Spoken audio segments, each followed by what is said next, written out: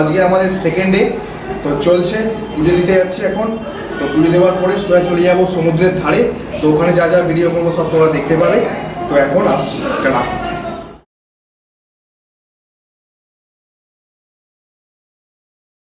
তো আমরা সকলে মহাপ্রভুকে দর্শন করে এলাম। আর মহাপ্রভুকে দর্শন মানে হচ্ছে সত্যি দেখবার মতো মহাপ্রভু।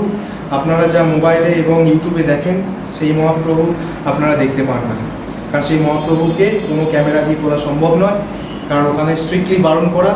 তো মহাপ্রভুকে দর্শন করতে গেলে যে লাইন পড়ে সেখানে এক প্রকার যুদ্ধ রীতিমতো, কি বলবো। তো খুব সুন্দর, অসাধারণ অভিজ্ঞতা, অসাধারণ একটা মানসিক শান্তি পাবেন এখানে এলে।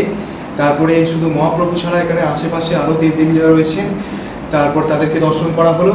তো এই হলো সারাক্ষণ। তো এবার আমরা সোজা চলে যাব সমুদ্রের দিকে।